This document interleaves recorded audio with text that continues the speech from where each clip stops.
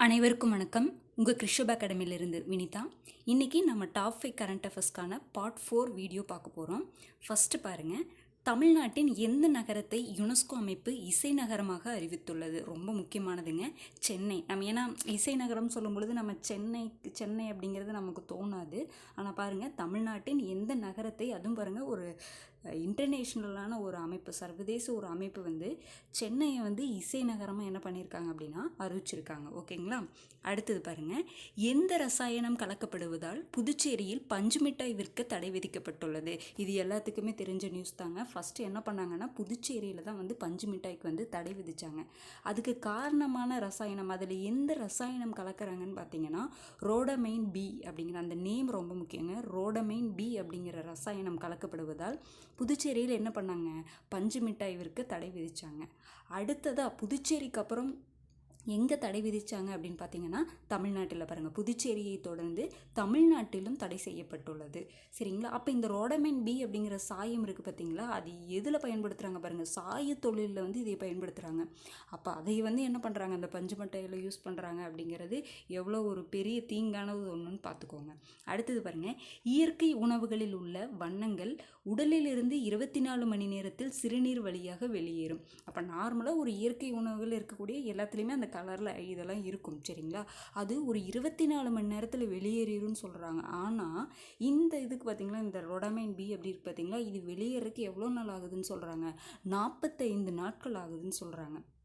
அப்போது இது என்ன ஆக்கும் அப்படின்னா புற்றுநோயை உண்டாக்கும். அப்போ இது என்ன டிசீஸை உருவாக்கும்னு கேட்கலாம், அதனுடைய பேர் கேட்கலாம், இது மாதிரி இந்த ஸ்டேட்மெண்ட் டைப்பில் இதெல்லாம் கேட்கலாம். சரிங்களா? இந்த 45 நாட்கள் ஆகும் அப்படிங்கிறதுல வந்து ரொம்ப டஃப்பாக கொடுக்கணும்னு கேட்டாங்கன்னா இந்த மாதிரி ஸ்டேட்மெண்ட் டைப்பில் கேட்கலாம். சரிங்களா? அடுத்தது பாருங்கள், ஒரு விருது 58வது ஞானபீட விருதுக்கு தேர்வு செய்யப்பட்டுள்ளவர்கள் அப்படின்னு கேட்குறாங்க. 58வதுன்னு சொல்கிறாங்களே, எத்தனையாவது ஞானபீட விருதுன்னு கூட கேட்பாங்க. சரிங்களா? அந்த மாதிரி பார்த்து வச்சுக்கோங்க. 2 பேர்த்துக்கு கொடுத்துருக்காங்க. யார் யாருக்குன்னு பாருங்கள். ராம் பத்ராச்சாரியா, அவர் யாருன்னா ஒரு சமஸ்கிருத அறிஞர். இன்னொருத்தர் யாருன்னா குல்சார், அவர் பார்த்திங்கன்னா உருது கவிஞர்.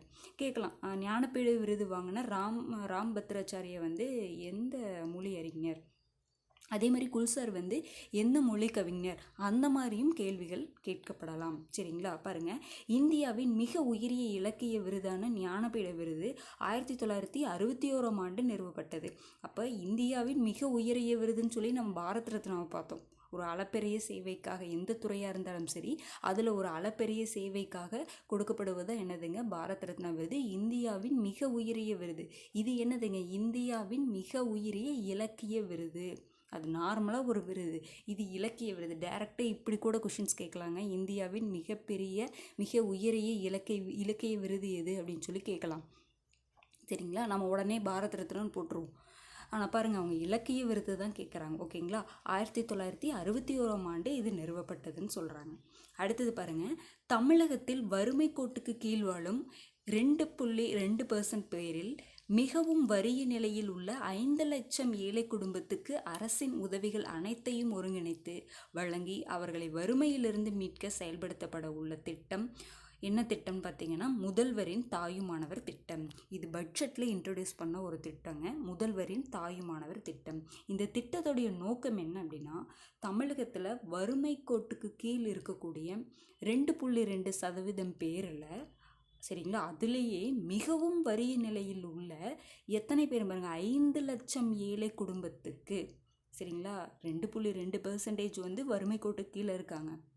அதில் மிகவும் வறிய நிலையில் உள்ள 5 லட்சம் ஏழை குடும்பத்துக்கு அரசின் எல்லா உதவிகளும் ஒருங்கிணைத்து அவங்களுக்கு கொடுத்து அவங்கள வறுமையிலிருந்து மீட்பதற்காக கொண்டு வரப்பட்ட திட்டம், செயல்படுத்தப்பட உள்ள திட்டம் தான் பார்த்திங்கன்னா முதல்வரின் தாயுமானவர் திட்டம். இதுலேயே 2-3 இன்ஃபர்மேஷன் இருக்குது. சரிங்களா? இது தாயுமானவர் திட்டம்னா வறுமையிலிருந்து மீட்க எத்தனை குடும்பங்களுக்குன்னு கேட்கலாம், 5 லட்சம் ஏழை குடும்பத்துக்கு. ஓகேங்களா? அடுத்தது பாருங்கள், பட்ஜெட்டை பற்றி தான் இந்த நியூஸும் பாருங்கள். பட்ஜெட்டின் நோக்கம் குறித்த கருத்தியலுடன் முதல் முறையாக தமிழக அரசு வெளியிட்டுள்ள லட்சினை எந்த தலைப்பில் பட்ஜெட் அளிக்கப்படுவதை குறிக்கும் விதமாக வடிவமைக்கப்பட்டுள்ளது. இப்போ பட்ஜெட் தாக்கல் பண்ணுறாங்க, அதனுடைய நோக்கம் குறித்து ஒரு கருத்தியலுடன் ஃபஸ்ட்டு டைம் என்ன பண்ணுறாங்கன்னா ஒரு லட்சணையை வந்து வெளியிட்டாங்க. அந்த லட்சணை எதையும் மீன் பண்ணுற மாதிரி இருந்துச்சு அப்படின்னு பார்த்தீங்கன்னா, தடைகளை தாண்டி வளர்ச்சியை நோக்கி. சரிங்களா. தடைகளை தாண்டி வளர்ச்சியை நோக்கி அப்படின்னு சொல்கிற மாதிரி அந்த சிம்பிள் இருந்துச்சு அப்படிங்கிற மாதிரி சொல்கிறாங்க. சரிங்களா. இதெல்லாம் ஸ்டேட்மெண்ட் டைப் கொஷினில் குரூப் 2ல் கேட்குறக்கு நிறையவே வாய்ப்பு இருக்குது, பார்த்துக்கோங்க. அடுத்தது இன்னொன்று பார்த்திங்கன்னா, மாபெரும் 7 தமிழ் கனவு.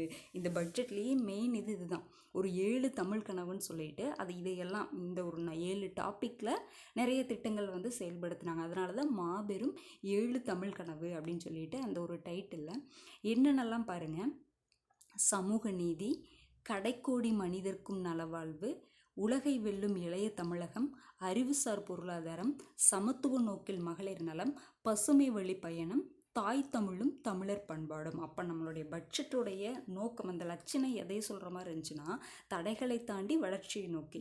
அதுக்கப்புறம் நிறைய திட்டங்கள் கொண்டு வர்றாங்கன்னா, அந்த திட்டங்கள் எதன் அடிப்படையில் இருந்துச்சுன்னா, இந்த மாபெரும் 7 தமிழ் கனவு. அப்போ கொஷின் கேட்கலாங்க, அந்த 7 தமிழ் கனவுன்னு சொல்கிறாங்கல்ல, இதில் எது பொருந்தாதது அப்படின்னு கொடுத்து கூட கேட்கலாம். சரிங்களா.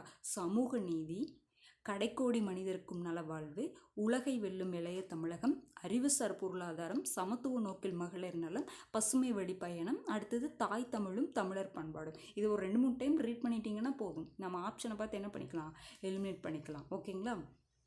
அப்போ இன்றைக்கி நம்ம என்னென்னங்க கரண்ட் அஃபேர்ஸ் பார்த்தோம், எல்லாமே ரொம்ப ஈஸியாக தான் இருக்கும் பாருங்கள். ஃபஸ்ட்டு பார்த்திங்கன்னா, இசை நகரம் யுனெஸ்கோ எந்த நகரத்தை அறிவிச்சதுன்னா சென்னையை. அடுத்தது ரொடமின் பி அப்படிங்கிற ரசாயனம் கலக்கப்படுவதால் புதுச்சேரியிலும் சென்னையிலும் அதை என்ன பண்ணாங்க, தடை பண்ணாங்க.